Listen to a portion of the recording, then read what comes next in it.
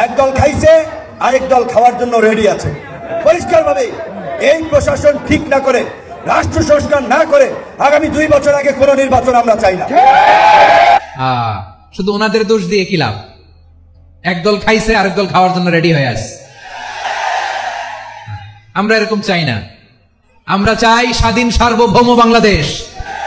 আরে ভাই, তুই খাস বিভিন্ন জায়গা থেকে খাওয়া সুবিধা, একটা মাদ্রাসার থেকে তো আমাদের এই জিনিসগুলো বোঝা দরকার। উনি আমার মাদ্রাসার মাটিটা আটকায় রেখে দিচ্ছে। আমি ওনারে ফোন দিছি, আমি ওনারে ফোন দেওয়ার পরে কিন্তু লাইভে আসছে। ওনারে আমি কয়েকবার ফোন। আজহারীর কথাটা কতটুকু যুক্তিযুক্ত? যশোরে 25 থেকে 20 লক্ষ মানুষের সামনে এই কথাটা নিয়ে প্রচুর পরিমাণ ভাইরাল। অর্থাৎ একদল খেয়ে গেছে আর একদল খাওয়ার জন্য প্রস্তুত, অর্থাৎ খাচ্ছে। যাই হোক, কিন্তু এর প্রমাণ আপনাদেরকে এই ভিডিওতে দেখাবো। আজহারীর কথাটা যে 100% সঠিক সেটার প্রমাণ আপনাদেরকে দেখাবো। আমাদের বক্তা আছে সোয়াইব সাহেব। সোয়াইব সাহেব সে একজন তরুণ বক্তা এবং খুব ভাইরাল বক্তা। তাকে নিয়ে বর্তমান বিএনপি অর্থাৎ আওয়ামী লীগ তো নেই, বর্তমান ক্ষমতায় আছে, ক্ষমতায় না থেকেও ক্ষমতায় বিএনপি, কিন্তু বিএনপির নেতারা তাকে কি পরিমাণ হেনস্থ করেছে সেটা দেখলে বুঝতে পারবেন যে আজহারীর কথা 100% সত্য কিনা। তো আগে সেই ভিডিওটি দেখি, তারপরে বলছি। শুধু ওনাদের দোষ দিয়ে কি লাভ? একদল খাইছে আরেক দল খাওয়ার জন্য রেডি হয়ে আছে। হিসাবে একটা অনুরোধ করছি, আপনারা আমার লাইভটা সর্বোচ্চ আজকে শেয়ার করবেন, সর্বোচ্চ শেয়ার করবেন আমার লাইভটি। আপনাদের কাছে আমার অনুরোধ। আমি একটা বিশাল ঝামেলার মধ্যে পড়ে আপনাদেরকে আমি লাইভটা দিছি। এখন আমরা কোন দেশে বসবাস করতেছি আপনারা দেখেন। যারা মানুষের সামনে এসে বলে সাধু সাজে, আমি তাদের মুখোশ উন্মোচন করার জন্য আজকে লাইভটা দিছি। আর হবিগঞ্জ জেলার মাতুবপুর থানার শাহজাহানপুর ইউনিয়ন, এটা ঠিক আছে, শাহজাহানপুর ইউনিয়ন। এখানে আপনি দেখেন আমার একটা প্রতিষ্ঠান, আপনারা জানেন যারা আমার পেজটিতে আছেন। আমি আবারও বলছি, অনেকে কমেন্টস করতেছেন, ভাই কমেন্টস করার আগে ভিডিওটা শেয়ার করেন, অত্যন্ত গুরুত্বপূর্ণ। ভিডিওটা শেয়ার করেন, আপনাদের কাছে আমি অনুরোধ করছি লাইভের শুরুতে ভিডিওটা শেয়ার করেন। কিছু মানুষের মুখোশ উন্মোচন করা খুবই দরকার, এজন্য আমি লাইভটা দিচ্ছি। দেখেন আমার মাদ্রাসাটা আমি কতটুক যুদ্ধ করে এই মাদ্রাসাটা করছি আপনাদের জানার বাকি নাই। এই মাদ্রাসা করতে গিয়ে আমি বহু যুদ্ধ এবং মানে 15 দিন 1 মাস পর্যন্ত আমি সংগ্রাম করে এলাকাবাসী নিয়ে আমি মাদ্রাসাটা আমি করছি। এই মাদ্রাসার মাটির প্রয়োজন। আজকে আমরা অনেকদিন ধরে মাটির প্রয়োজন। আমি আমার সামনে মাহফিল আসতেছে, মাটি পালাবো। এই জন্য আমি গতকালকে একজন আমার মাদ্রাসার জন্য মাটি দিছে। এক ভাই বলছে যে আমার জমির থেকে আপনি মাটি আনেন, আমি আপনার মাদ্রাসায় মাটি দান করছি, আপনি মাটি ফালান।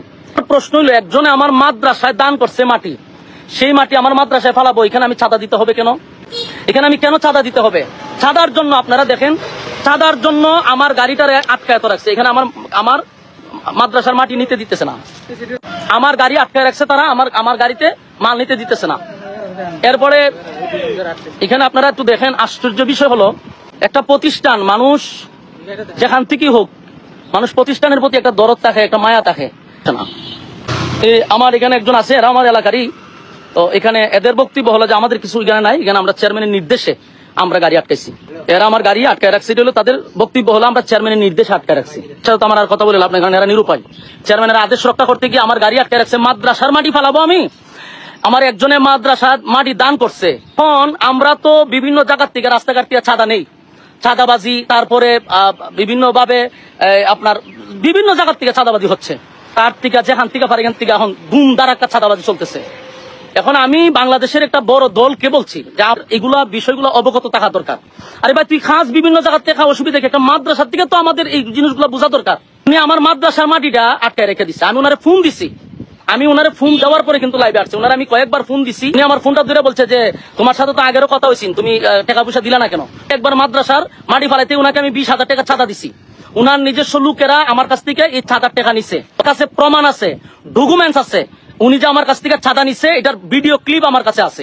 উনি আবার চাঁদার জন্য আমার গাড়িটা আটকে রেখে দিচ্ছে। কারণ আমি দেশবাসীর কাছে বলবো, মাতুবপুর থানার যারা আছেন তাদের কাছে আমি বলবো যে আপনারা দায়িত্ব পালন করতেছেন, যে কোটানো কি তারা মানবে না?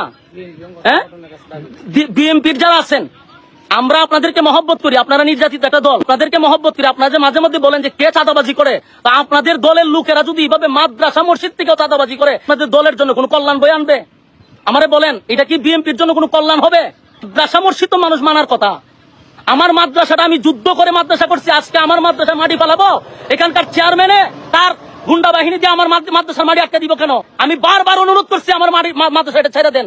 এরপরে এরা বলতেছে চেয়ারম্যানের নির্দেশ, মাটি ছাড়া হবে না। 2টা গাড়ি আমার সকাল থেকে আটকে রাখছে, আমি আমাদেরকে বেতন দিতে হবে না? 2 গাড়ি আমার একটা রেখে দিছে, কোনো কথা তারা শুনতে রাজি না। টাকা দিব, তারপরে তারা মাটি ছাড়বে। প্রশ্ন হলো, আমি আমার আরেক জায়গা থেকে আমি আমার কিনা মাটি দানের মাটি আমি যদি মাদ্রাসা পালাই, এখানে আমি কেন চাঁদা দিব? আমি মাতুব্বর সমস্ত বিএনপির যারা আছেন তাদেরকে অবগত করছি, এটা আপনাদের জন্য কোনো দিন শুভ হবে না। এটা আপনাদের জন্য বড় ধরনের একটা ক্ষতি হয়ে দাঁড়াবে। আমি আপনাদেরকে এটা অবগত করার জন্য বিএনপির যারা আছেন মাতুব্বর থানার, আপনাদের কাছে আমি বিচার দিলাম। মাদ্রাসা, মসজিদ কোনো কিছু তারা মানতেছে না, সব জায়গাতে তাদের চাঁদা নিতে হবে। এর আগেও আমার মাদ্রাসাতে চাঁদা নিছে, 20,000 টাকা দিছি, এটা তার খুশি হয় নাই না, আমার মাদ্রাসার মাটি আটকে দেওয়া হয়েছে। আমি আপনাদের কাছে বিচার দিছি। আমি টিউনু সাহেবের সাথে ইনশাআল্লাহ কথা বলছি, মাতুব্বর যাইতেছি, সমন্বয়কদের সাথে কথা বলছি, ওখানকার আইন শৃঙ্খলা বাহিনীর সাথে কথা বলছি। আমার তারা আশ্বস্ত দিছে যে আপনি আসেন, এটা আমরা দেখতেছি। তো আমি বিষয়গুলো আপনাদেরকে জানাইছি। মেহেরবানি করে আপনারা ভিডিওটা সর্বোচ্চ শেয়ার করবেন, সেটা উন্মোচন করা দরকার। আমার ক্ষতি করতে পারে তারা, এই লাইভের পরে আমার ক্ষতি করতে পারে। আমি দেশবাসীকে আবারও বলছি, এই চেয়ারম্যান আমার ক্ষতি করতে পারে। আর যদি কোনো ধরনের ক্ষতি হয়, বুঝবেন এরা জড়িত। আমার পান্নাসির ভয় আছে, আমার যে কোনো সময় তারা আমার হামলা করতে পারে, আইনের উপরে তারা হামলা করতে পারে। শাহজাহানপুর পারভেজ চৌধুরী চেয়ারম্যান ইউনিয়নের, সে তার বাহিনী দিয়ে আমার উপরে ক্ষতিও করতে পারে। আমি আগে দিয়ে লাইভটা জানাই রাখলাম। আমার বিন্দু পরিমাণ কোনো সমস্যা হয়, এটার দায়ভার এখানকার চেয়ারম্যানে নিবে। আমি এখন যাইতেছি প্রশাসনের কাছে, যা করার আপনারা সামনেই আমি লাইভে স্পষ্ট বলতেছি। আমার কোনো ক্ষতি হয়, এটার জন্য দায়ভার হলো এলাকার চেয়ারম্যান এবং তার বাহিনী দিয়ে এই হামলাগুলি করতে চাইতেছে। সময় আমার উপরে হামলা করার জন্য প্রস্তুত। আপনাদেরকে আমি এটা জানাইলাম। ভবিষ্যতে যদি আমার কোনো সমস্যা হয়, আমি আগে দিয়ে এটা প্রমাণ স্বরূপ রাখলাম যে আমার ক্ষতি এই চেয়ারম্যানে করার সম্ভাবনা আছে। ঠিক আছে, বলতেছি সর্বোচ্চ আপনারা ভিডিওটা শেয়ার করবেন। মাতুব্বরবাসীদের কাছে বলি, ভিডিওটা শেয়ার করবেন। হবিগঞ্জ জেলার মানুষকে বলছি, ভিডিওটা শেয়ার করবেন। বলছি আপনারা আমার ভিডিওটা তো ভিডিওটা দেখতে পারলেন, কিন্তু আজহারের কথাটা নিয়ে টোল করার কোনো প্রশ্নই আসে না, কোনো প্রয়োজনই হয় না। অর্থাৎ সে কথা যেগুলো বলেছে সেগুলো সঠিক। অর্থাৎ মানুষ একটা কথা বলে, পাপি মরে 7 ঘর নিয়ে। হ্যাঁ, বিএনপি যে খারাপ সেটা বলছি না, কিন্তু আমি বলছি যে আওয়ামী লীগকে সরানো হলো তারা মানুষের উপর অন্যায় অত্যাচার করে এই জন্য। কিন্তু এখন যদি তাকে সরানোর পরে আমরা যারা আছি, অর্থাৎ বিএনপি হোক, জামাত ইসলাম হোক, যে কোনো দল হোক, তারা যদি এভাবে যদি আবার জুলুম অত্যাচার করি মানুষের কাছে, তাহলে তাদের ভিতর আমাদের ভিতর পার্থক্য হলো কি? সেই বিষয়টা নিয়ে আজহারি তুলে ধরেছে। একদল খেয়ে গিয়েছে, আর একদল খাওয়ার জন্য প্রস্তুত, কিন্তু সেই ভুল কিছু বলে নাই। বর্তমান বাংলাদেশের ভিতরে প্রত্যেক জায়গায় জায়গা নিয়ে, টাকা নিয়ে, পয়সা নিয়ে, ভ্যাট নিয়ে, ভাড়া নিয়ে, এগুলো নিয়ে